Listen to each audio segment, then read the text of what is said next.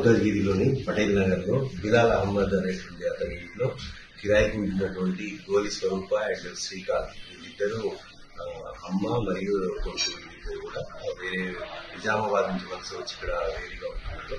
So వీళ్ళిద్దరు గత సంవత్సరంన్నరగా అదే ఇల్లు కిరాయికి ఉంటున్నారు. అది గత 2 రోజులుగా ఎవరు లోపల వైపు బోల్ట్ పెట్టి ఉండడము, ఎవరు బయటికి రాకపోవడము, ఇంట్లోంచి దుర్వాసన వస్తుండడంతో అక్కడ ఉన్నటువంటి ఓనర్ అయినటువంటి బిలాల్ అహ్మద్ రూమ్ డోర్ బట్టలు కొట్టి ఏదో దుర్వాసన వస్తుందని వెళ్ళి చూడగా వీళ్ళిద్దరు కూడా గోలి స్వరూప ఒక రూమ్, నెక్స్ట్ కొడుకు అయినటువంటి శ్రీకాంత్ మరొక రూమ్ లో ఇద్దరు ఉరి వేసుకొని చనిపోయి ఉండడం జరిగింది. సో వాళ్ళని ఈ రోజు మనము పోస్ట్ మార్టం తరలించాం, కేసు రిజిస్టర్ చేస్తున్నాం, విచారణ కొనసాగుతుంది. అప్పులు అనేవి బాగా ఉన్నాయని చెప్పేసి కుటుంబ ఇది సరైన కారణం అనేది ఎంక్వైరీ చేస్తున్నాం.